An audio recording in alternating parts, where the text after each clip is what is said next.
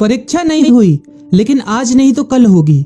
ये कोरोना महामारी आज नहीं तो कल जरूर खत्म होगी। स्कूल कॉलेजेस कभी ना खुलें, ऐसा नहीं होगा। अभ्यास करते रहोगे तो कोई पछतावा नहीं होगा।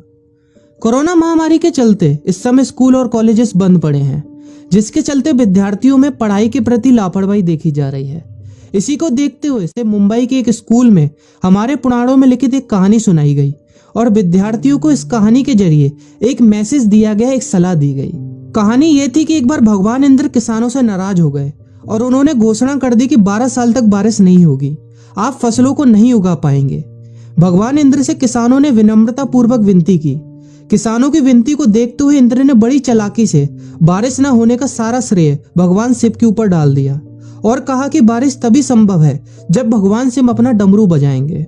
लेकिन इंद्रदेव भगवान शिव के साथ पहले ही गुप्त रूप से चर्चा कर चुके थे और उनसे किसानों के साथ सहमत नहीं होने के लिए भी अनुरोध कर चुके थे।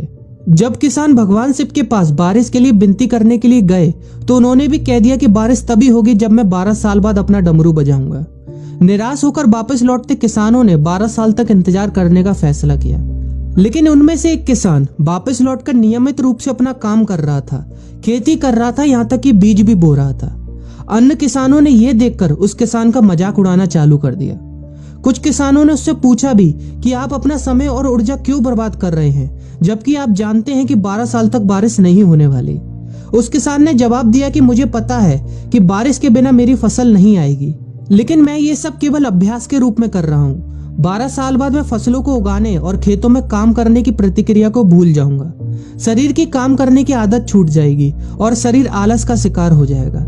इसलिए मैं अभ्यास करता रहता हूँ कि जब 12 साल बाद बारिश होगी तो मुझे काम करने में मुश्किल नहीं होगी। जब इस किसान की यह बात पार्वती जी को पता चली तो उन्होंने भी चिंतित होकर शिव जी से कहा, आप भी 12 साल बाद डमरू बजाना भूल सकते हैं। यह सुनकर भगवान शिव भी चिंतित हो गए, इसलिए कहीं वो डमरू बजाना भूल तो नहीं गए, इसकी जांच करने की सोची और अपना डमरू उठाकर बजाने की कोशिश करने लगे।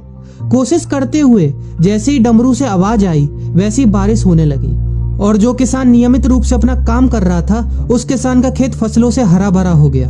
लेकिन बाकी सभी बारिश का इंतजार करते किसानों को पछतावा हुआ, क्योंकि उन्होंने अभ्यास करना भी छोड़ दिया था। इसी तरह 2 सप्ताह बाद, 2 महीने बाद या 2 साल बाद लॉकडाउन समाप्त हो जाएगा। कोरोना महामारी भी खत्म हो जाएगी। इसे घूरने या इस महामारी के खत्म होने तक का इंतजार करने से बेहतर है कि आप जिस कक्षा में हैं या जिस अगली कक्षा में जाने वाले हैं उसका अध्ययन करें। पुस्तकों का अध्ययन करके अपने कौशल को तेज करें। आपके पास जो ज्ञान है उसे और बढ़ाएं। इस समय का इस्तेमाल करें और ये सोचें कि आप और भी बेहतर कैसे कर सकते हैं, क्योंकि डमरू कभी भी बज सकता है। इसलिए अभ्यास करते रहें। अभ्यास ही गुणवत्ता का सार है। अभ्यास ही है जो आपको किसी भी क्षेत्र में पूर्ण बनाता है।